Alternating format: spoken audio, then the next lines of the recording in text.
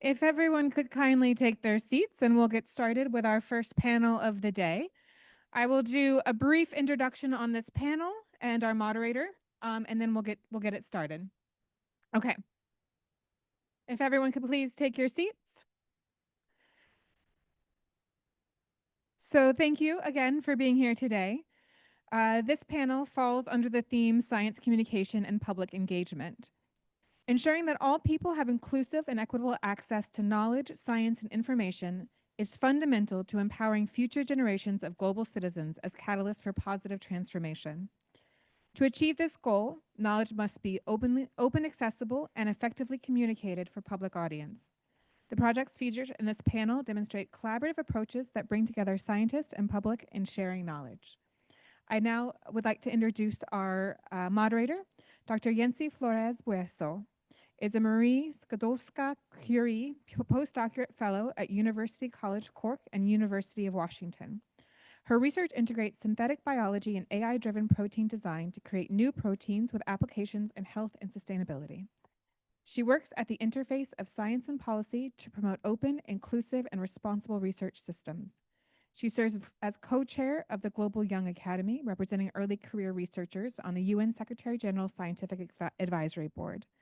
She's also a member of the independent group of scientists preparing the 2027 Global Sustainable Development Report and of the steering group of the International Science Council Forum on Publishing and Research Assessment.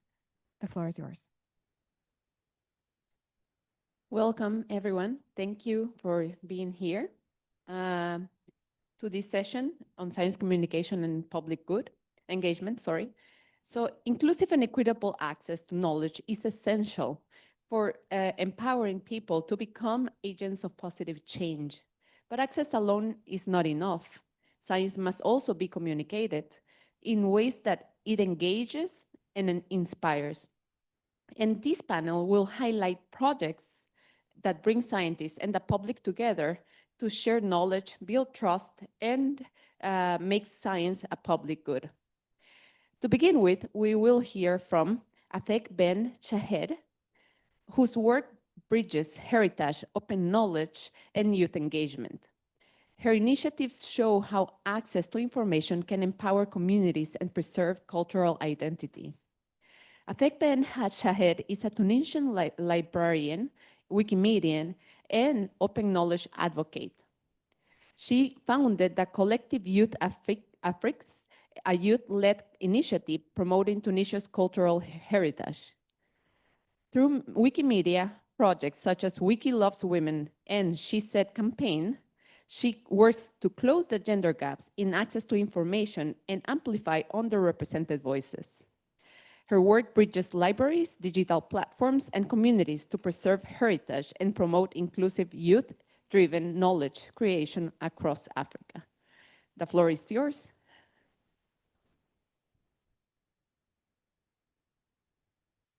Hello, everyone. I'm Afek from Tunisia. I know it's the third day. Everyone is starting to feel tired, so I'm not going to go too deep. I'm going to talk about two projects that I'm working on in Africa. And to start with Wikimedia. So I'm a Wikimedian. And what is Wikimedia? So the cliche definition is that we are the people who write articles on Wikipedia. And I suppose that everyone knows Wikipedia.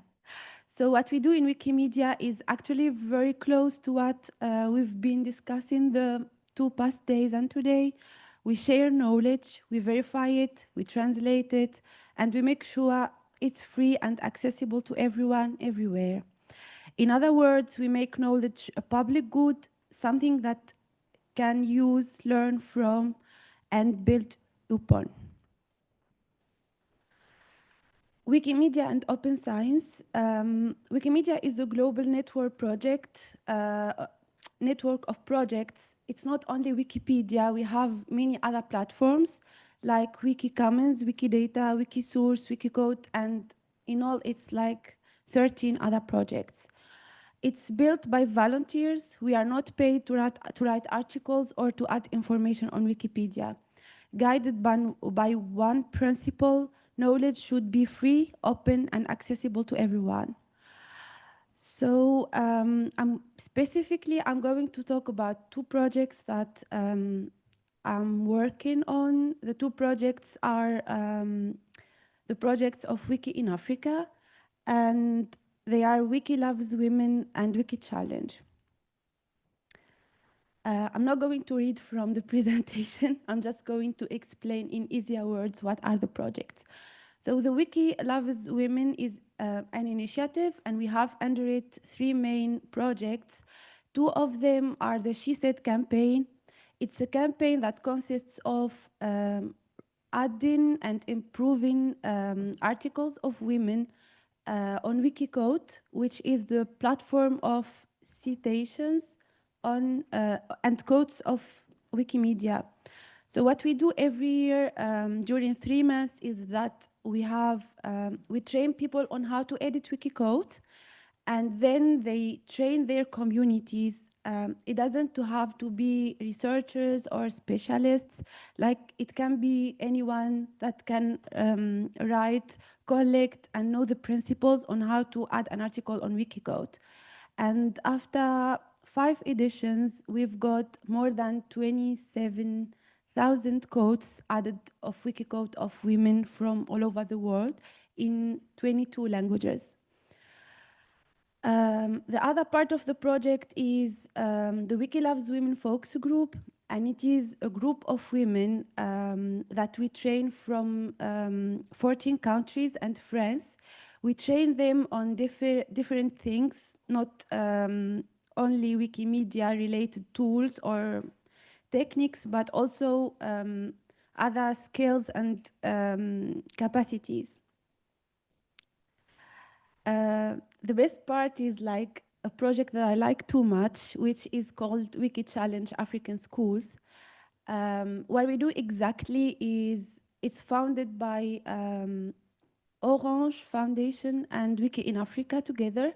What we do exactly is that we train teachers that are in the rural places in Africa. We started with the Francophone countries, and now we are expanding. We are doing some Anglophone African countries and some Arab-speaking countries also. So we train the teachers.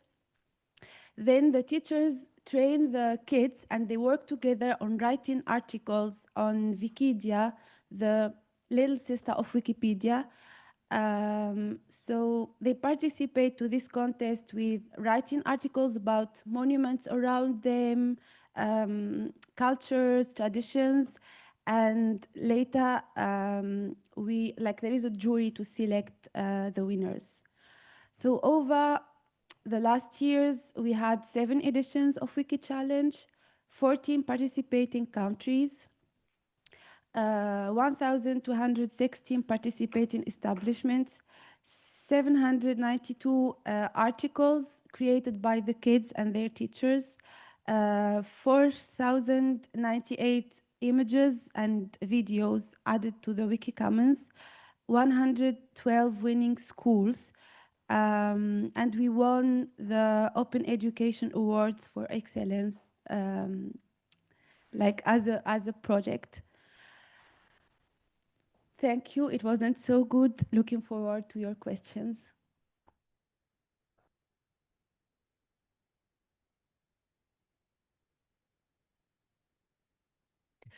That was brilliant. Our next speaker, Dr. Chuan-Peng, brings a fascinating perspective from the field of psychology and brain science.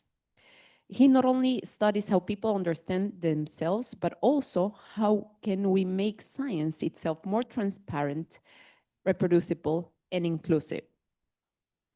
Dr. Chuan-Peng is professor of psychology in the Nanjing Normal University in China.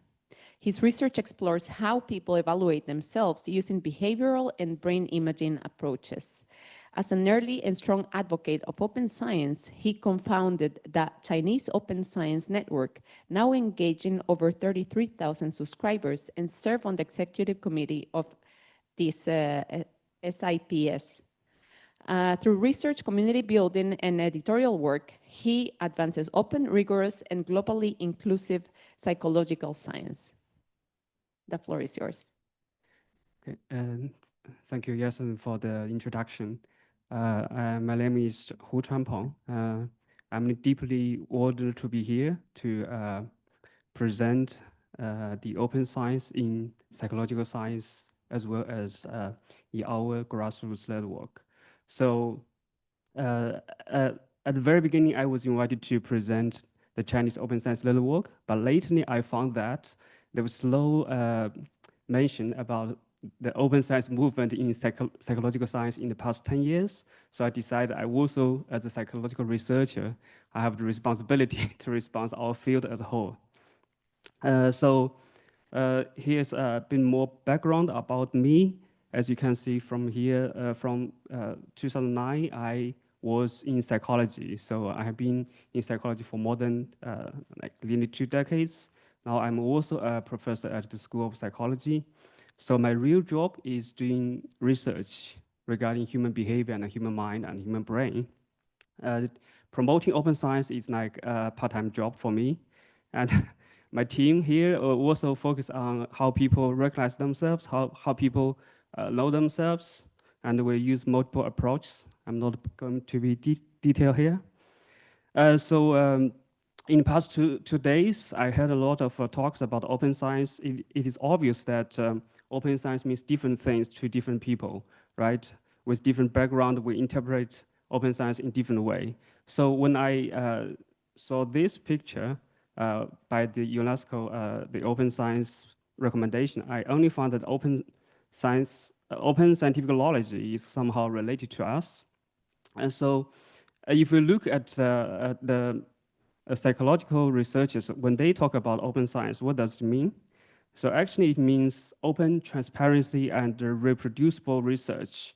So from the very beginning of your studying a research, you start to, for example, generate a specific hypothesis. You need to begin you need to keep your hypothesis open and register and keep it open, and to make the whole process transparent, open, and reproducible. So why do we do that?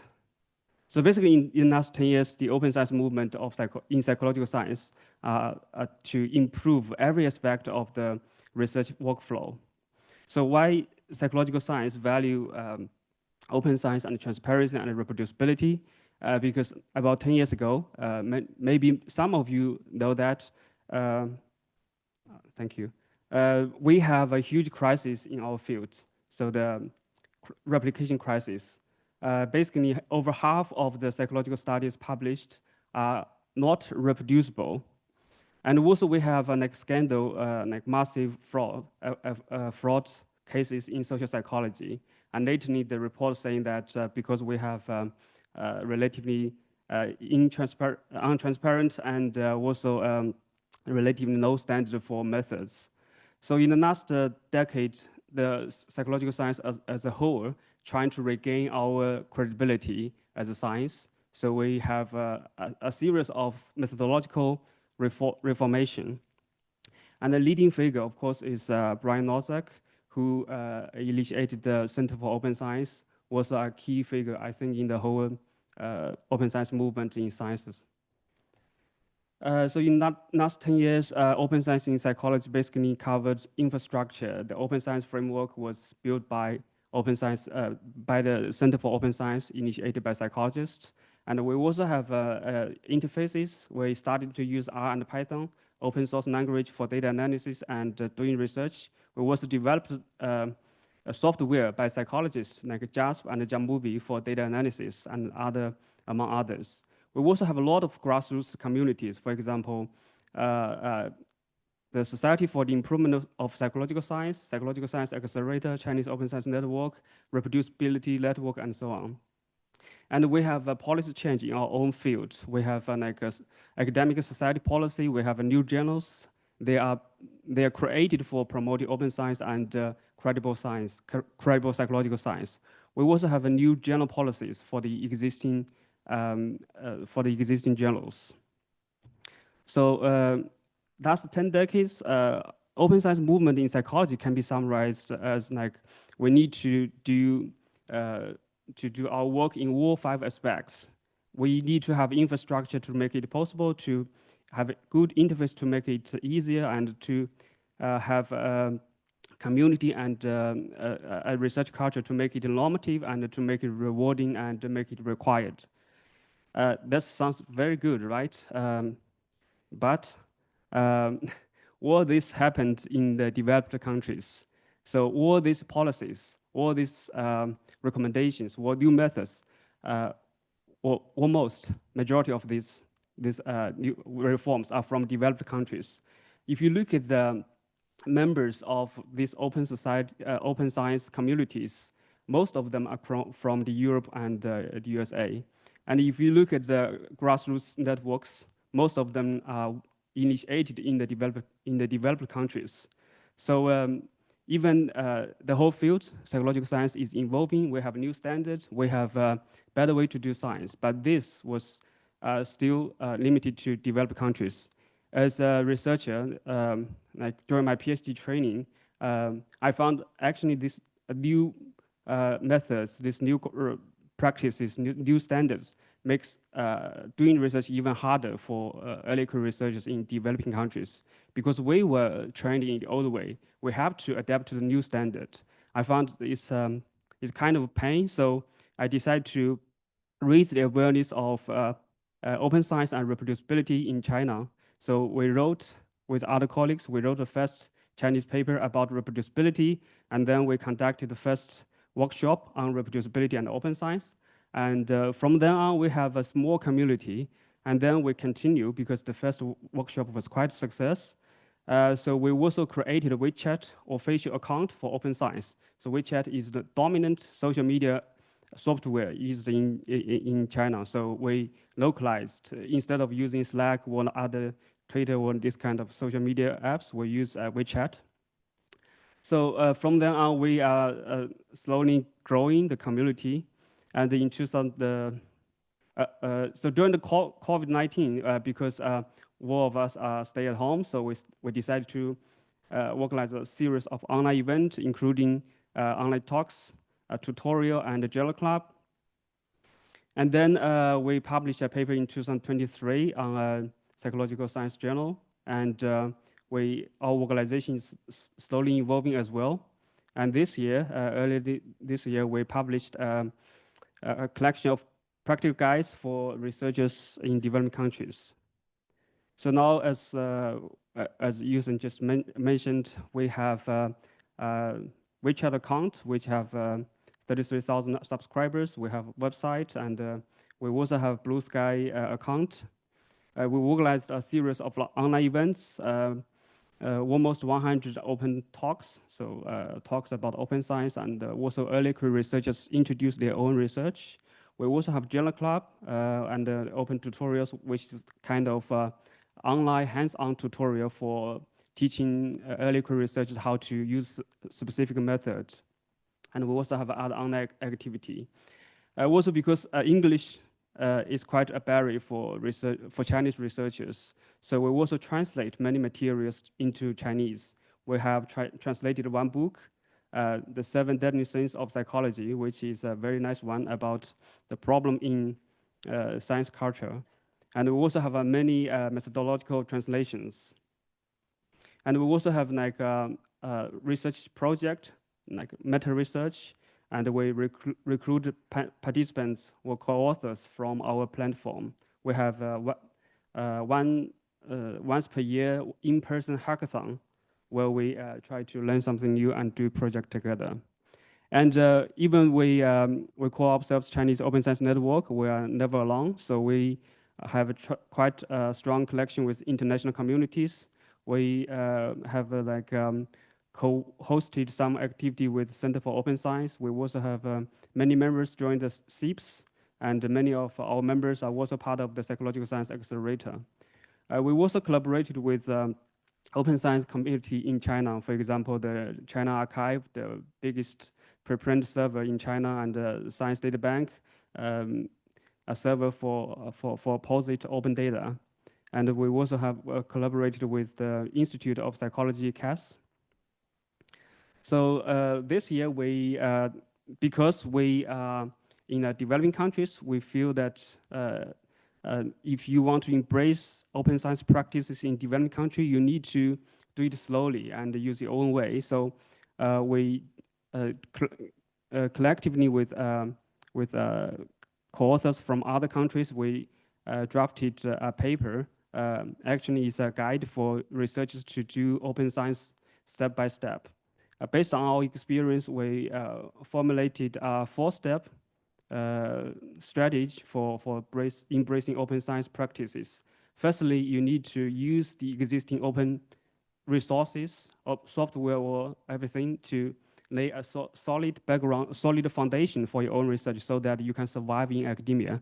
Then you slowly to improve your method and the growth and make your own research credible, transparent, and open and reproducible. And then as your experience and expertise increase, you can contribute to the community, and also you can apply for the leading role in community or starting a new community locally. If there's still no such community in your local setting. Recently, because we feel that most of the open science practices are initiated by developing countries, so we're starting to evaluate the effect of those open science practices from a meta science perspective. Basically, because we are psychologists, we have the skill set to doing research to evaluate human behavior. So we also evaluate open science practice themselves.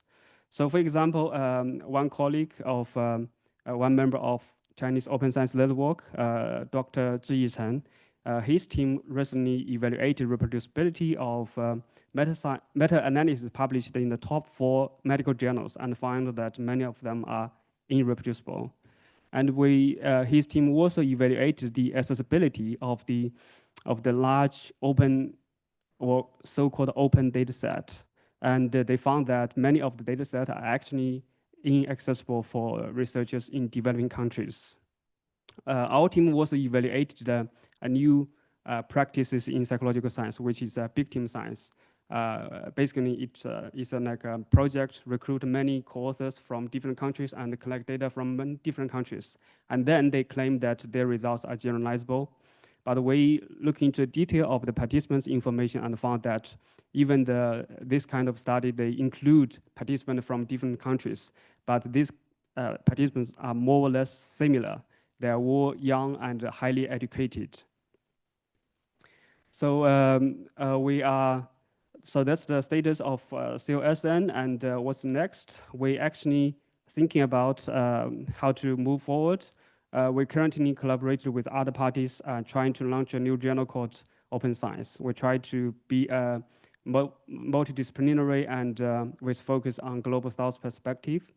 We also hope to or plan to extend our practical guides as an ebook so that we can include more details and more practical tips so that people can really use it as a menu, as a hands-on book. And we also want to conduct more meta-science projects, focus on open science practices, open science policies from the global South perspective. So the take-home message for the open science community is that actually at least in psychological science, there are many grassroots networks that are promoting open science and doing open science training, education. And I think it's important to train and build community with researchers to make scientific knowledge open and credible. Thank you very much. Thank you for that insightful, very important talk. Okay, now we move to our next speaker, Dr. Thilina Heenatigala. Dr. Thilina Heenatigala is Director of Communications and a specially appointed assistant professor at the Earth Life Science Institute in Tokyo. He leads initiative linking science and society, focusing on public engagement, astrobiology, communication, and the colonization of science practices. He co-organizes Japan SciComm Forum and collaborates with international observatories to support astronomy research by students from countries with weaker scientific systems. His work promotes inclusive science communication and a global conversation on how science serves society. The floor is yours. Thank you. Thank you. Um, Hello, everyone. So Tokyo is home for me, but I'm from Sri Lanka. And so a lot of the work I do also has why reasoning for why that I do a certain way. So quickly, my background actually comes from science, communication, and society. And I work on science communication, mostly on evaluation and measuring impact in our society. And also work on policy, specifically decolonizing science. And annually, I chair the UN Science Summit sessions for decolonizing science. And in recent times, these are a bit more focused on ethics of sample written missions because Japan is leading sample written missions from asteroids and comets and so on. And my scientific research is focused on working with students from developing countries, and such as myself when I some years ago. And but recently, about 2 months ago, one of the students I'm working with in Sri Lanka was telling me that she's doing her master's studies with me on exoplanet, and that even though our research is actually going well, that she doesn't have access to so many resources, papers and journals and so on. And for a university in Sri Lanka, it's actually quite expensive. And I really appreciate anything focusing on open science. But even if you want to publish in open access, it's quite expensive. So this is where sort of like we come together. How do we sort of think about training the next generation of scientists and training our public? And since the pandemic time, there's this notion of trust in science has diminished a bit. But in recent studies, actually, this one was specifically done by some of my colleagues, and they analyzed 68 countries. This was a massive, like really large scale effort. And trust in science in large scale actually isn't that bad as we feel in daily basis. And it's actually rather in the positive side. Only in certain demographic and only in certain political views, actually trust in science has gone down. But overall, it's in the positive side, including Japan. But the problem is it's not so much of trust in science, how we communicate science is the problem. And how do we get the society involved with science is actually the problem. And this is why science communication and public engagement is crucial and at the center of all this. And probably all of you have seen the Article 27, which speaks to all of us, and that right to science. And basically the participate in science and benefit from scientific progress is actually for all of us, not just the scientific community. And this sort of, but we want to do from all the projects that we are doing in all the, from scientific research, science communication, decolonization, we wanted to see where actually things are not working out. So in science communication, if any of you are from science communication, we have 3 models that we are using currently that started from 1960s, 80s up until now. And these are standard models. Anyone who's studying science communication, learning these things and put them in practice. One of the biggest problem is actually all these models are built in Anglo-Saxon Western world, thinking that everybody can actually speak fluent English and you are from an English background and your way of communication is direct. But this doesn't work actually for most part of the world, that when you communicate science, you sort of avoid any cultural backgrounds and any language barriers you have, thinking in an Anglo-Saxon way. So this is why science communication need a big transformation and moving sort of from like Western academic traditions and supporting even Western academic traditions, because as even the previous speaker showed, that a lot of the policies and things that are in practice are in developing countries, even for science communication. But a lot of the things that are leading from Western and global North haven't really adopted, even though they encourage everyone else to sort of change. So this has been a problem, and we have been wondering for how do we sort of change this ownership of science. And we sort of came up with these three ideas within science communication that we just call it three responsibilities: transparency, participation, and justice.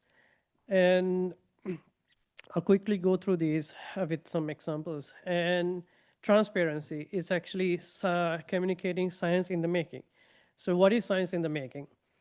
A lot of the times, if you read a journal paper or news or wherever you get your science news, you're actually looking at a scientific result.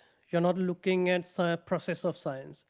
And we also encourage, I'm sure everybody has heard the story of Archimedes and Eureka. And this is also about scientific result and a discovery. And recently we had Nobel Prizes, and we were also focused on the result. But science is actually not so much about the result. Science is a process. But the problem is we are so used to communicating with public and all the stakeholders the result of things, and in a positive way. When things go wrong, everybody is actually blaming on either the scientific community or the funders or the result. And this is one of the really good example is COVID. And we had to sort of put a lot of papers out without doing any peer review. And there were so many mixed messages.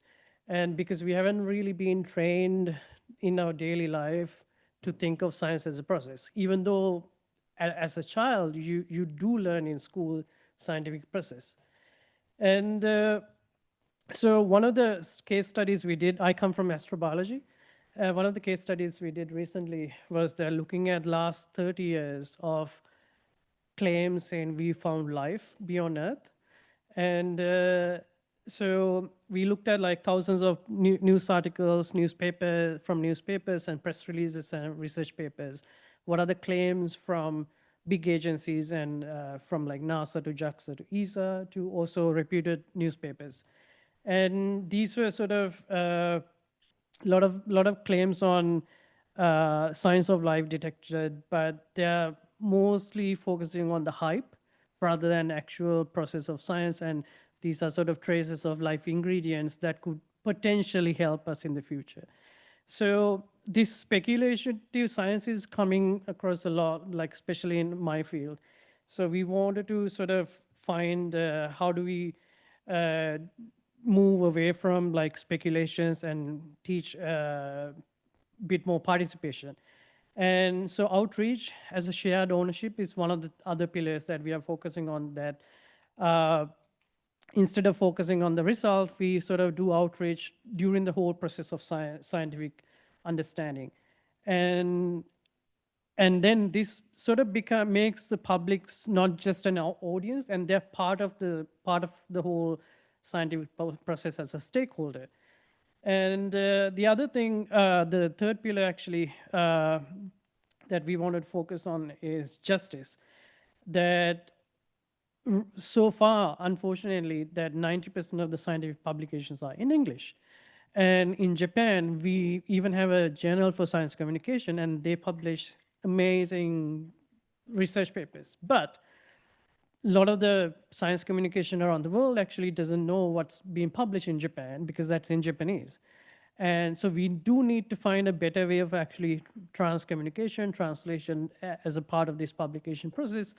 And but if you do, like there's been instances that studies done in Hindi or Arabic language that somebody else actually replicated in English, but they actually got like a Nature paper and pretty much got a bit more popular.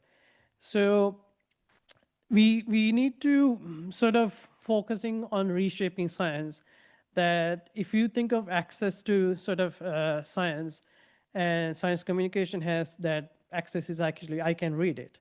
And engagement is actually the audience, like let's say public in the, one of the stakeholders, they can ask. And then the participation is actually in a way to contribute. Think of like citizen science projects. And, but it's, we need to move sort of further from one more step to make everybody give their agency that I can also help to shape science. And this is really crucial at all age levels, not just like thinking of like next generation of scientists, but also the public, because public contribute largely by taxpayer money, but and also citizen science and contributing so many different levels. And this is how sort of we redistribute and rechange sort of the idea of trust in science together with like coming from science as science communication and together reshaping how science works. So I'm gonna stop from there and happy to take other questions. Thank you.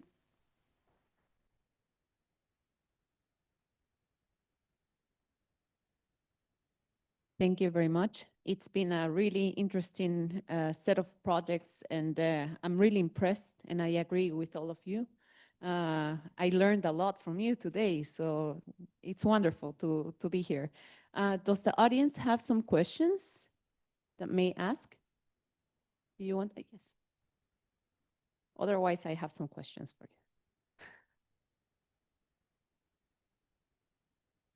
Hi, and thank you very much for your brilliant presentations. I have a question to who regarding the materials that you guys created, because I think nowadays we have like tons of guidelines and you know, tools and materials over there. So, but how did you do to engage your audience and like be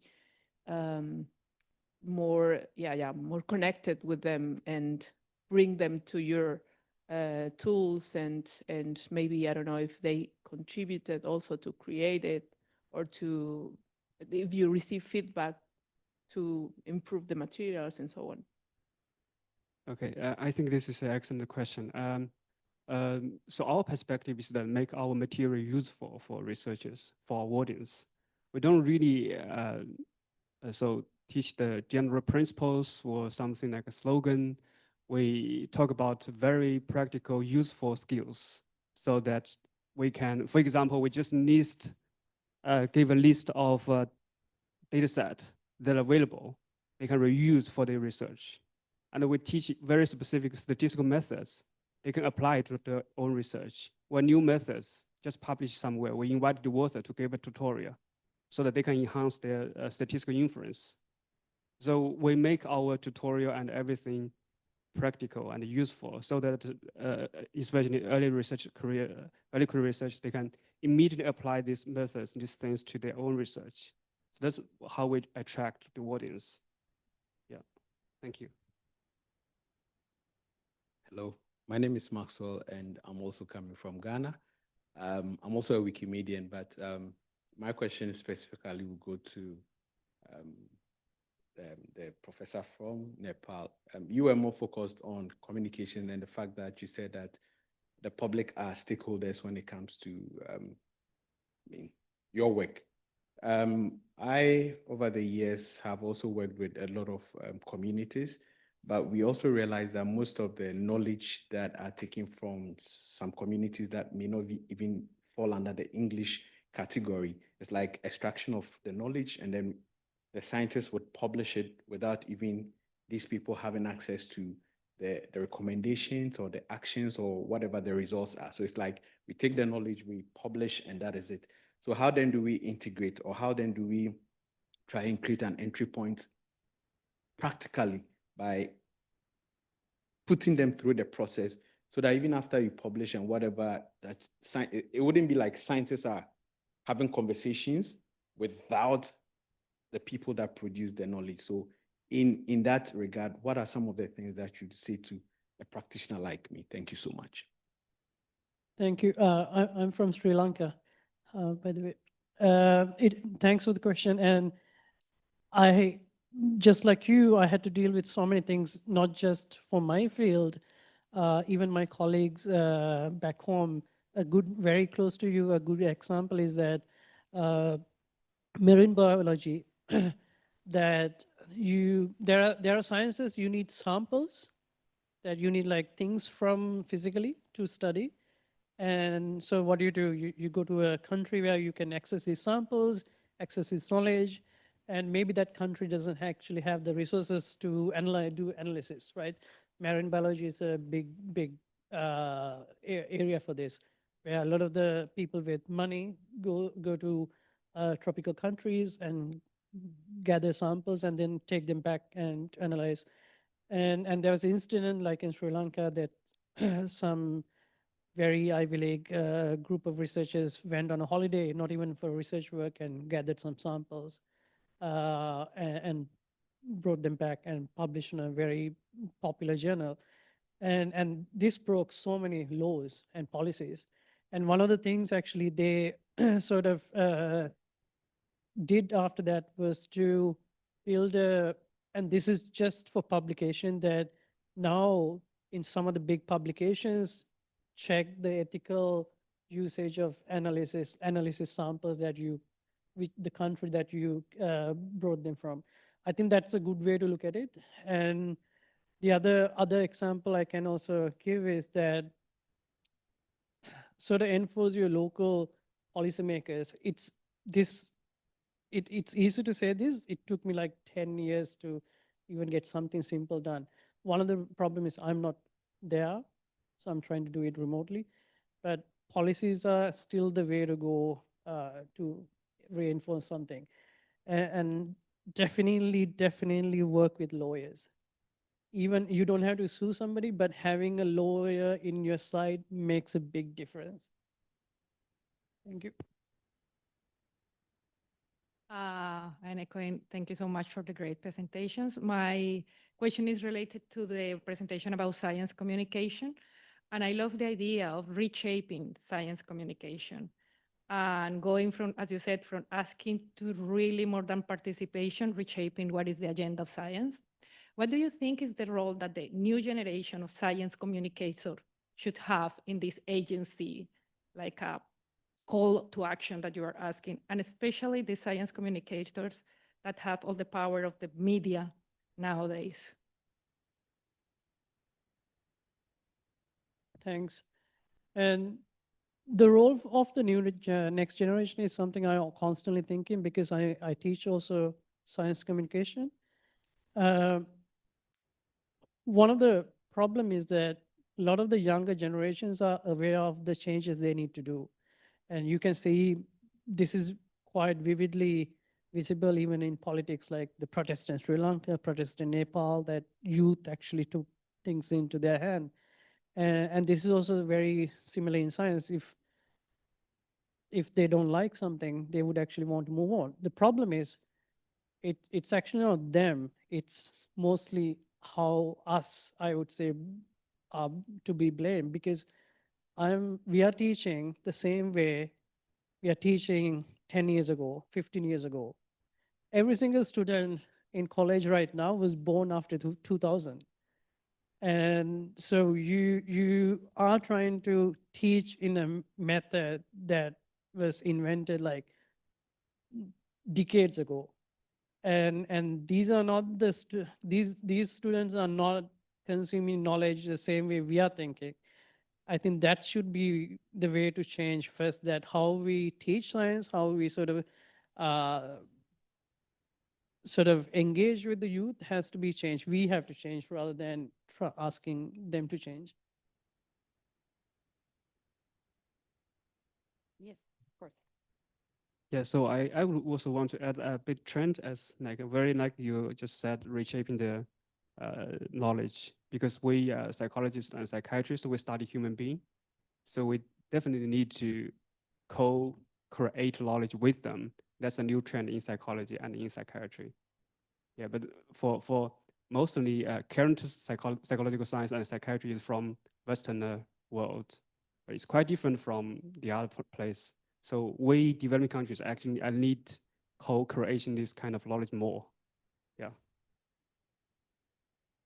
I want to highlight a very important case that I got to know from colleagues in Argentina. I don't know if the audience knows that Argentina was in a lot of problems because there were attacks by the government to the scientific system and unfunded most of the programs.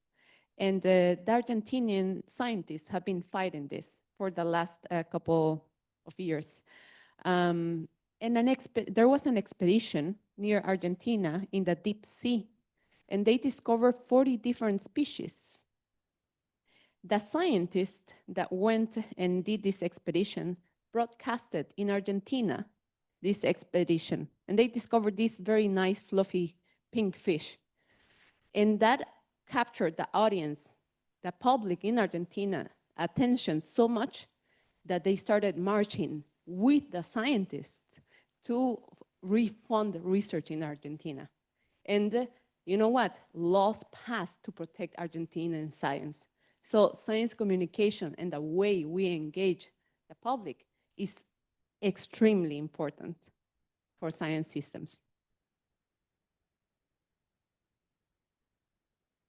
Hello again.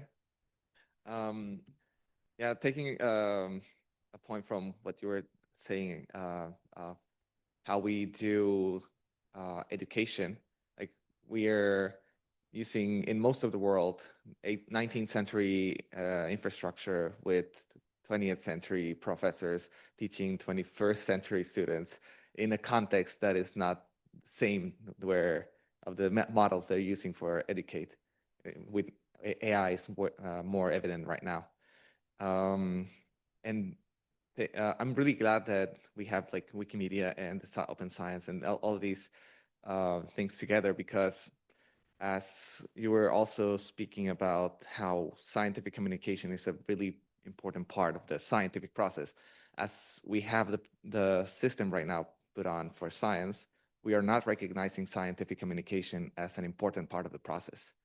When we see scientific communicators, we see them as influencers, not as people that are participating in the scientific process. And this is also part of the incentives that we have right now.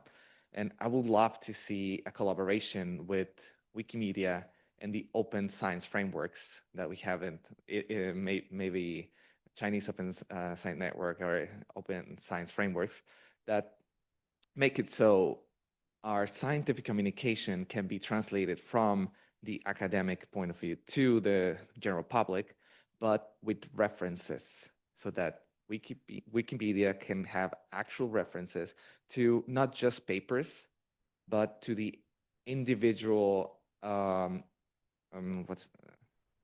individual contributions that are relevant for that for whatever you're discussing in the article.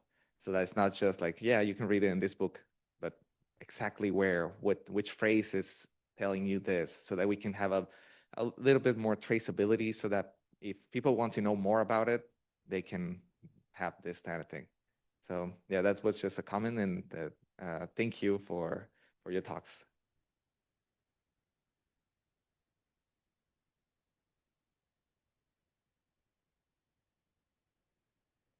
Lo voy a intentar. Hi, everyone. Thank you for this panel. My English is not very good. I will try to speak. I try to explain. My question is for Afek. Afek, I'm sorry. So it's very interesting. So I love Wikipedia. Mexico, we work with Wikipedia for translate the English articles to Spanish, because it's very important for young scientists. So my question is, what strategies did you employ to encourage young people to contribute to Wikipedia? It's a complicated question. Yes, I know. It's our main issue is how to engage people. Wait a moment. Sorry. Okay. It's the main challenge on how to engage them and convince them to contribute. So what we are trying to do is several things. We do the communication in a great way. We try to be as much as inclusive by using like more than 300 languages, so people can like find their ways to edit there. And we try not to limit the contributions by writing articles only, but several ways to contribute. You can add data, you can add images, you can add on, it's several projects. So you can do what you want to do exactly. Not, we don't say to people you need to add an article or edit an article, but there are several ways to do it. Thank you so much. Yeah, following on Oscar too, maybe this could be something integrated into our education and research system so that it's incentivized as well.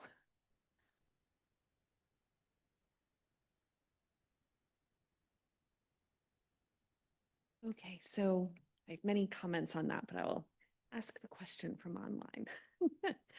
So we have a question online that says, thank you for sharing such insightful values about the importance of communicating science in our own languages. I truly appreciate your point about how this builds trust within local communities. My question is, since English still serves as the global language of science, how can we maintain this local trust while ensuring that our work remains accessible and understandable to the international scientific community? Thank you. I'll take an example to answer this.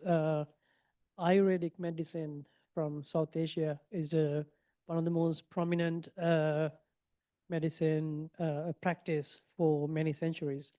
But if you want to actually look at some scientific studies, it's very little scientific studies available in this. And there are some studies available in local languages. But the problem is, even though locally people sort of are used to a certain way of doing it, but when you translate these into English, or when you're trying to publish in English, it doesn't also work across the same way. I think as you mentioned earlier, one of the best ways to do this is actually co-creation with locality, but also not in a way that you have a project idea and you have the resources and money, and I just need somebody local to help with this. I think that's sort of almost like the parachute science kind of effort. And instead of that, it has to be a truly a collaboration that benefits all stakeholders. But this is really hard because end of the day, person with the money still have to satisfy someone else. And this is valid across all sciences. One of the biggest telescope we have is JWST now in space. And there's so much pressure to actually publish cutting edge science as fast as possible. And just because you have access to this telescope. So I think we are in a race to do things, but I don't know why. I mean, why are we rushing in certain directions? I think real collaboration takes time, and we should actually let things happen a bit more organically rather than trying to push somebody else's agendas.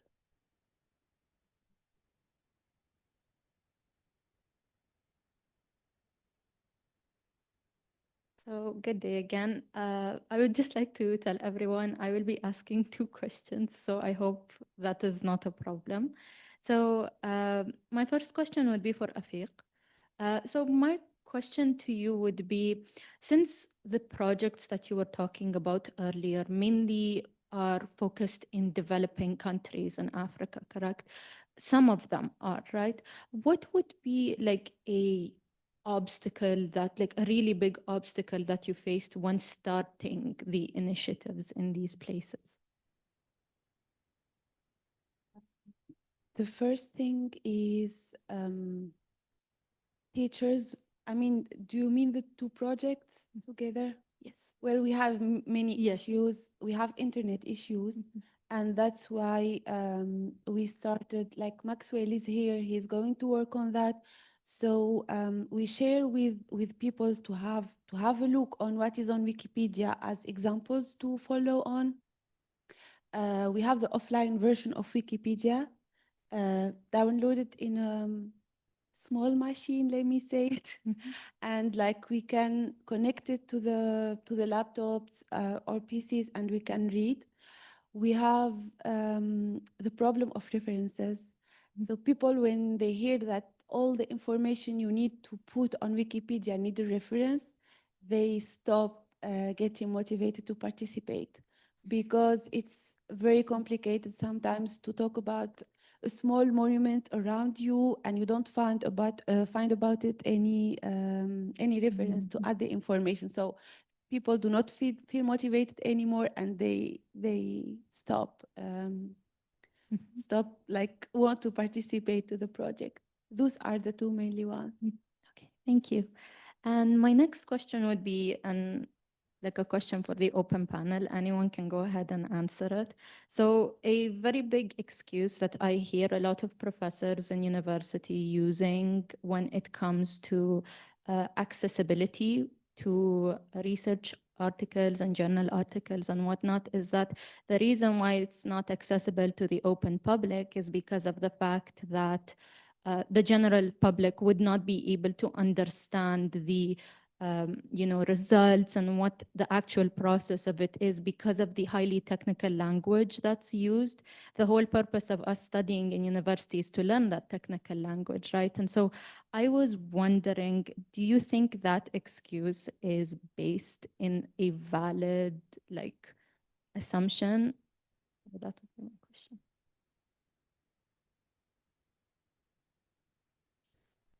I completely disagree with that.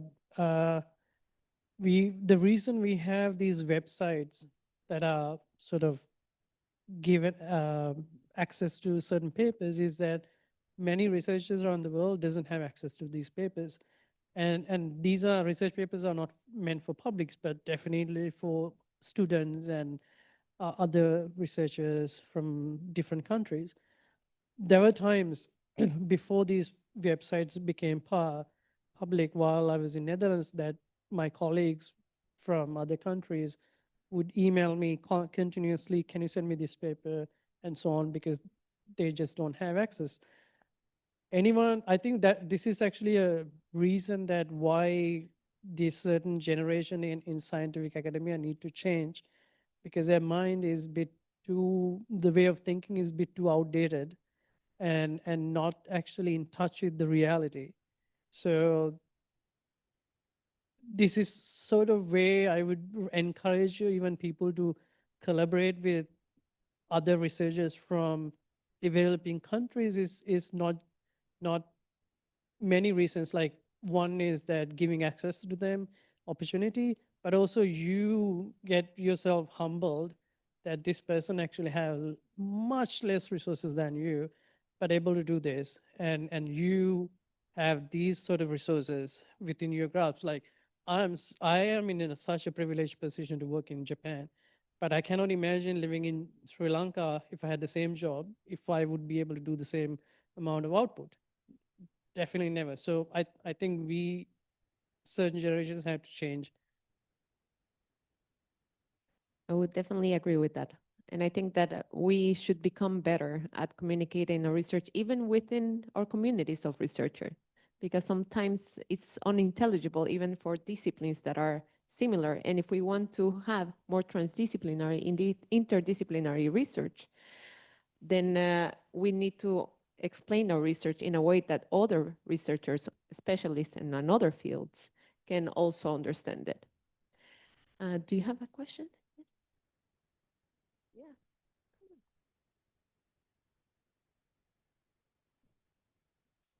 I don't know if I have much time, but hello, my name is Esra. I'm a student at Temple University, like my colleague, and I'm from Libya. You're from Tunis, so I wanted to mention that.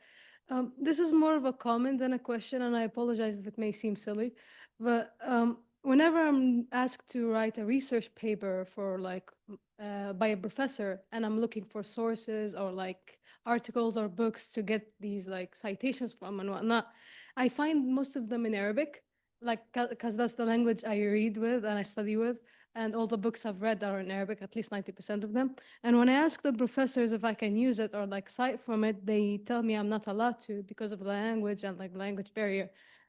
So, like, do you think it's like possible to bypass this challenge in some way across universities in like upcoming years? And thank you.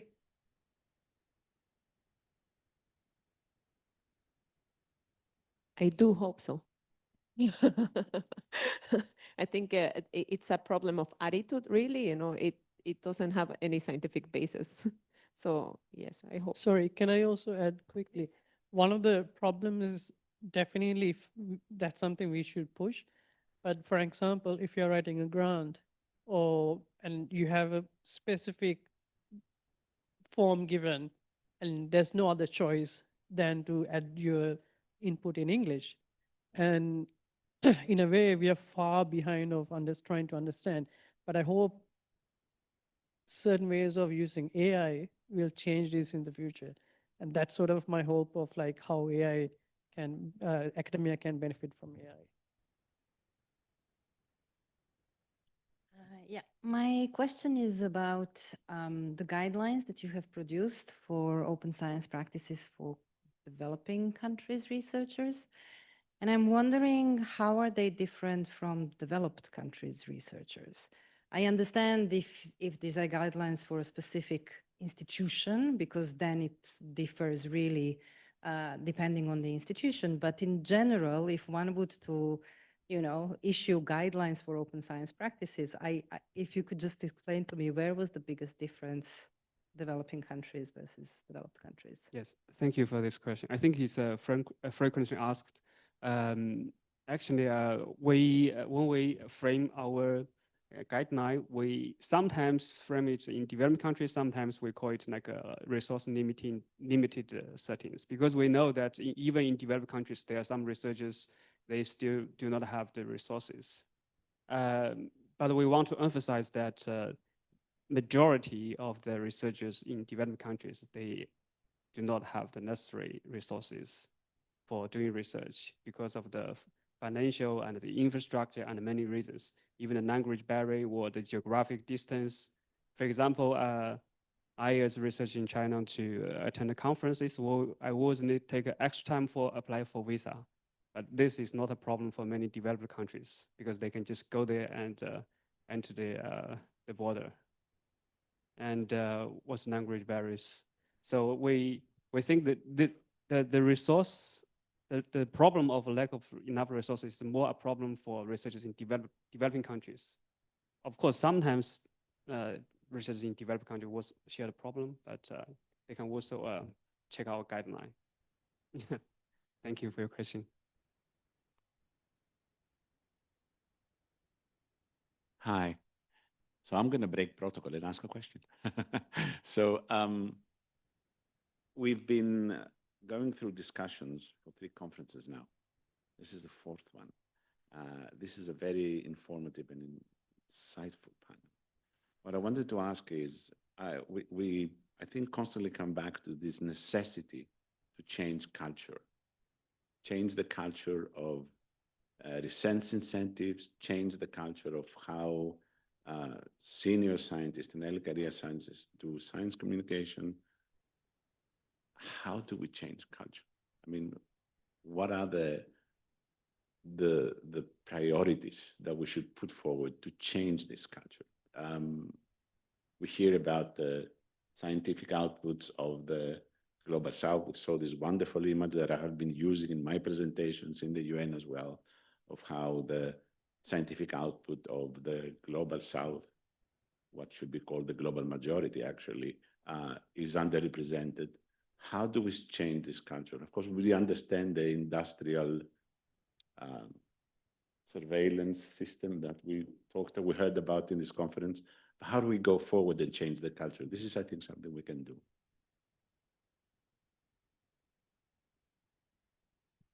Okay, so my experience in psychology in the last 10 years, the field's research culture has changed.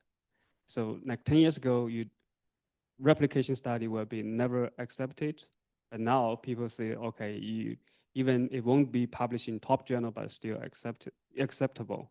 You can conduct a replication study. Also, open data, shared code, and open access become like the normal practice in our field. So I think the culture was changed by consistent efforts of a small group of senior researchers. It's not like a majority of the senior research, just small group of senior researchers. They constantly call for action. They run for the editor or editorial member for journals, and they write blogs, and they organize conferences, workshops, and they propose new forms of methods, and they write tutorials. And because they have their voice can be heard through the social media, and they get the leading role in the journals, so they change the journal policy. So slowly, I think after like 1 decade, the research culture is much better in psychology than before. But when it comes to developing countries or global majority, there's a lot of open call for something. So I'm not a big fan of that. So that's why we call ourselves practical guys, because we want to write something actionable. In my view, if there are more researchers in the global majority, they can make their voice being heard. They publish papers. They are good researchers. They have their own journals, and they have their own big database. They have to be cited by researchers in developed countries. I think at that time, then we don't need to talk about how to change the culture, because the culture is slowly changed by actions. Yeah, that's my view.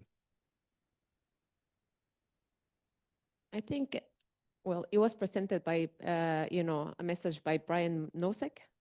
He did some studies about that, and there's necessary some top-down and bottom-up approaches. Some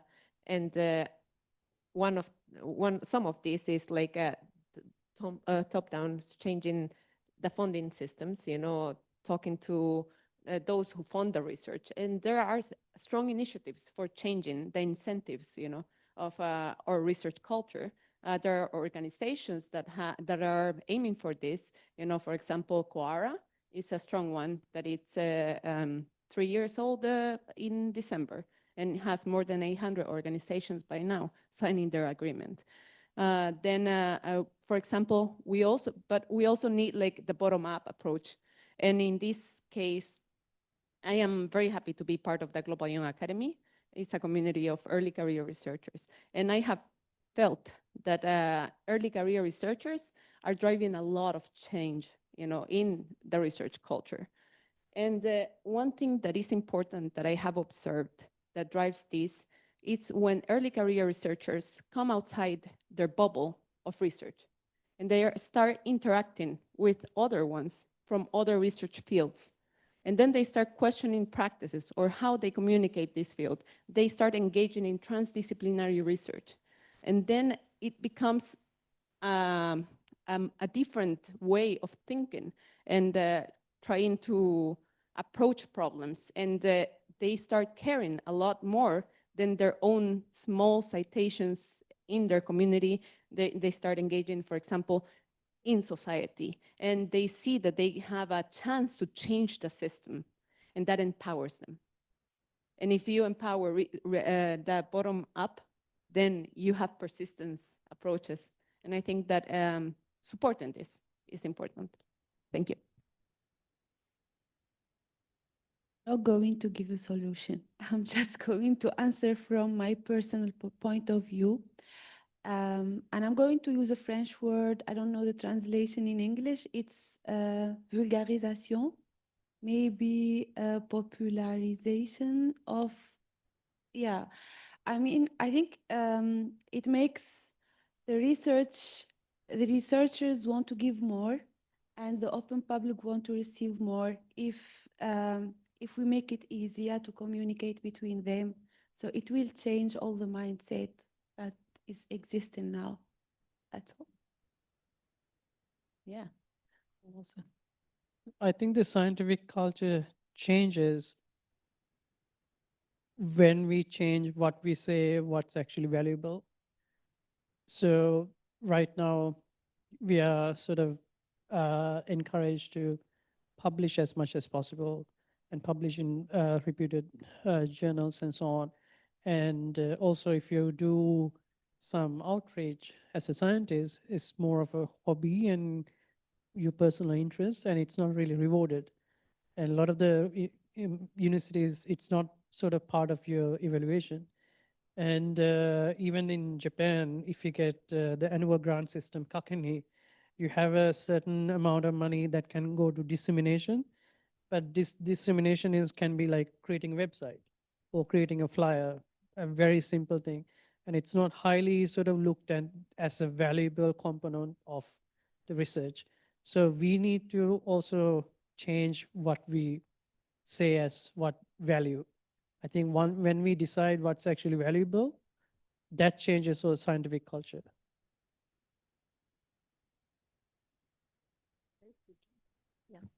This is not a question to the panel, but adding to what Thanos asked. Now, I think yesterday we spoke about global ranking, and that's basically just based on publications. So what we should do is move the key performance indicator. If we want to promote someone, not just based on publication, but then based on community engagement. How many articles published in popular media?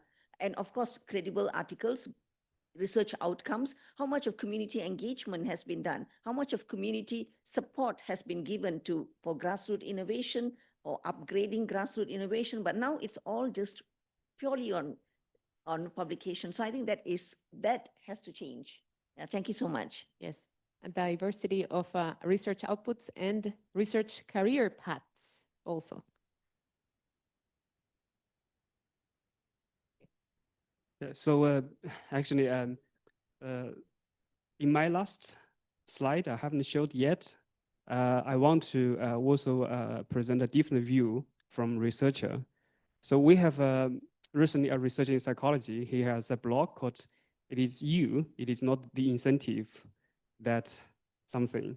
So I really love the idea. So for example, we always blame the incentive system, but how will the incentive system change? Because if everyone follow the current system, so we as researcher, we have the freedom or responsible or free will to not obey the current system so strictly. For example, even we are counted, we are credited by the number of papers we published, but still, you can maybe publish a number of papers, but to satisfy the current system, right? So that you can still survive in academia. For the rest of the time, you can just open your code, open your data, and also open your course, the courses you are teaching. So I still think that we as researchers have some degree of free will, so that we can change ourselves in the first place instead of consistently blaming the system. And that's my view. That's a great conclusion. We must be the drivers of the change. Okay, and with that, we are finishing this session. I hope that you enjoyed as much as I did, and I learned a lot from our panelists. I want to thank you for your time and your expertise here. Thank you very much. Thank you.